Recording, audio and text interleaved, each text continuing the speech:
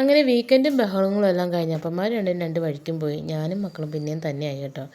വീണ്ടും ചങ്കരൻ തെങ്ങൽ എന്നുള്ള ഒരവസ്ഥയായി. എന്തൊക്കെ പണികളാണ് ചെയ്ത് തീർക്കാനുള്ളത്. എനിക്കാണെങ്കിൽ കൊച്ചു പിള്ളേരോട് സ്റ്റാർട്ടിങ് ട്രബിളാണ് കേട്ടോ. ഒന്നായി കിട്ടിക്കഴിഞ്ഞാൽ പിന്നെ അങ്ങ് സ്മൂത്തായിട്ട് പൊക്കോളും. പണിയെല്ലാം വേഗത്തിലാക്കാൻ വേണ്ടി ഞാൻ മനഃപൂർവ്വം കാട് കയറി എന്തൊക്കെയൊക്കെ ചിന്തിക്കും കേട്ടോ. അതിനെ ഡിപ്രഷനെന്നോ മൂഡ് സ്വിങ്സ് എന്നോ ഓവർ തിങ്കിങ്ങെന്നോ എന്ത് വേണേലും വിളിച്ചാലും കുഴപ്പമില്ല. കാരണം പിന്നെ നടക്കുന്ന ചരിത്രമായിരിക്കും. നമ്മൾ പോലും അറിയത്തില്ല എന്തെല്ലാം കാര്യങ്ങൾ നമ്മുടെ കൈകളിലൂടെ നടന്നു പോകണമെന്ന് അറിയുമോ. മിക്കവാറും ദിവസങ്ങളിൽ ഞാൻ ഒറ്റയ്ക്കായിരിക്കും കേട്ടോ. അതുകൊണ്ട് തന്നെ ഞാൻ ഈ ടെക്നിക്കുകൾ ജോലി സമയത്ത് ഉപയോഗിക്കാറുണ്ട്. സത്യം പറഞ്ഞാൽ എനിക്ക് തോന്നുന്നത് നമ്മളോട് അവനവൻ തന്നെ സംസാരിക്കുന്ന ഒരു മെഡിറ്റേഷൻ എന്ന് വേണമെങ്കിൽ പറയാം. കാരണം ആ സമയത്തായിരിക്കും നമ്മുടെ ശരി തെറ്റുകളെക്കുറിച്ച് വിലയിരുത്തുന്നതും ഇനി എന്തെങ്കിലും പ്ലാൻ ഉണ്ടെങ്കിൽ ചിന്തിക്കുന്നതും അതിനെക്കുറിച്ച് നടപ്പാക്കുന്ന രീതിയെക്കുറിച്ച് ആലോചിക്കുന്നതും അവനവനിലേക്ക് ഇറങ്ങുന്ന ഒരു സമയം. എന്തായാലും സ്വസ്ഥമായിട്ടിരിക്കാമെന്ന് എൻ്റെ കുഞ്ഞുങ്ങളാരും സമ്മതിക്കുകയില്ല. കാരണം ചെറിയ ഒരാളൂടെ ഉള്ളതുകൊണ്ട് ഭയങ്കര തല്ലിയാണ് അവനെക്കൊണ്ട്. അപ്പോൾ അതുകൊണ്ട് ഞാൻ എൻ്റെ കണക്കുകൂട്ടലും കാര്യങ്ങളും എല്ലാം ഇങ്ങനെ ഓരോ ജോലി തിരക്കിനിടയിലാണ് പറഞ്ഞു പോകുന്നത്. അതുകൊണ്ട് ഇതിനെ സെൽഫ് ടോക്കിംഗ് എന്നാണ് ഞാൻ പറയുന്നത്. എനിക്ക് എന്നോട് തന്നെ ഒറ്റയ്ക്കിരിക്കാനും സംസാരിക്കാനാണ് കേട്ടോ കൂടുതലിഷ്ടം. വട്ടാണെന്ന് വിചാരിക്കരുത്, അങ്ങനെ എന്തോ ആയിപ്പോയി.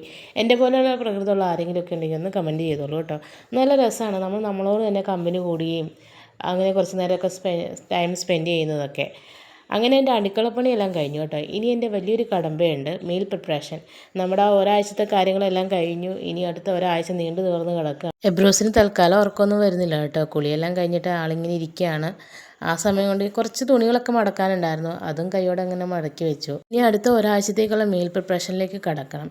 ഇങ്ങനെ ചെയ്തു വെക്കുന്നത് കൊണ്ട് ഞാനിപ്പോൾ അതില്ലാണ്ട് പറ്റില്ല എന്നുള്ളൊരവസ്ഥയായി കേട്ടോ. വളരെ ശ്രദ്ധയോടും ഹൈജീനിക്കായിട്ടൊക്കെ ചെയ്യുകയാണെങ്കിൽ മീൽ പ്രിപ്പറേഷൻ നല്ലൊരു ബെസ്റ്റ് ഓപ്ഷനാണ് കേട്ടോ. നമ്മുടെ സമയം ലാഭിക്കാനും ബാക്കിയുള്ള കാര്യങ്ങൾക്ക് ഫോക്കസ് ചെയ്യാനും ഒക്കെ ആയിട്ട്.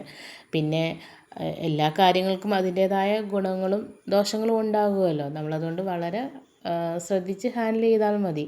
പിന്നെ കുറച്ച് മിനറൽസും വൈറ്റമിൻസും ഒക്കെ കുറയാൻ സാധ്യതയുണ്ട്. എന്നാലും വലിയ തെറ്റില്ലാണ്ടൊക്കെ കാര്യങ്ങൾ കടന്നു പോകും. ഇപ്പോൾ എല്ലാം പൂർണ്ണതയോടെ കിട്ടണം അങ്ങനെ വാശി പിടിക്കാൻ പറ്റില്ലല്ലോ. പ്രത്യേകിച്ച് ഈ സാഹചര്യത്തിൽ എനിക്ക് യൂസ്ഫുള്ളായിട്ടുള്ള കാര്യങ്ങൾ നിങ്ങളിലേക്ക് എത്തിക്കുക എന്നുള്ളതാണ് കേട്ടോ എൻ്റെ പ്രധാന ഉദ്ദേശം. ബാക്ക്ഗ്രൗണ്ടിൽ ബൃന്ദ എന്ന് പറഞ്ഞൊരു സീരീസ് കൂടെ കാണുന്നുണ്ട് കേട്ടോ. ഈയിടെയായിട്ട് ഞാൻ വെബ് സീരീസിന് അഡിക്റ്റഡ് ആണ് കേട്ടോ. അതൊക്കെ ഇങ്ങനെ കണ്ടുകൊണ്ടിരിക്കുമ്പോൾ ഒരു നേരം പോക്ക്. അങ്ങനെ കിട്ടിയ സമയം കൊണ്ട് ഒരു കുളിയും കൂടെ പാസ്സാക്കാമെന്ന് വിചാരിച്ചു കേട്ടോ. ആദ്യമൊക്കെ തല കുളിക്കുന്നതിന് എനിക്ക് മടിയായിരുന്നു കേട്ടോ. പിന്നെയാണ് ഞാനൊരു ഇൻ്റർവ്യൂ കണ്ടിട്ട് ഡെയിലി തല കുളിക്കുന്നതാണ് നല്ലതെന്ന്. അങ്ങനെ കുളിയെല്ലാം കഴിഞ്ഞ് വന്നപ്പോൾ പിന്നെ ക്ഷീണമായി, ഭക്ഷണം കഴിക്കുകയാണ്. അങ്ങനെ നമ്മൾ അവിയലുണ്ട്, പിന്നെ മോര് കൂട്ടാനുണ്ട്, അയല വറുത്തത്, ബീട്രൂട്ട് തോരൻ. ബാക്കി വെച്ചിരുന്നത് ഞാൻ അതുപോലെ തന്നെ എടുത്ത് വെക്കുകയാണ് കേട്ടോ. ഇതിപ്പോൾ ഞാൻ 3 ദിവസത്തേക്കാണ് ഉണ്ടാക്കിയിരിക്കുന്നത് കേട്ടോ. കാരണം ഇത് തന്നെ ഞങ്ങൾക്ക് അധികം വരും. അപ്പോൾ കുറേ ഉണ്ടാക്കി കളയണ്ടല്ലോ എന്ന് വിചാരിച്ചു. അപ്പോൾ ഇന്നത്തേക്ക് ഇത്രയൊക്കെയുള്ള വിശേഷം കേട്ടോ. അടുത്ത വീഡിയോ ആയിട്ട് നെക്സ്റ്റ് ടൈം കാണാം കേട്ടോ. Bye, take care.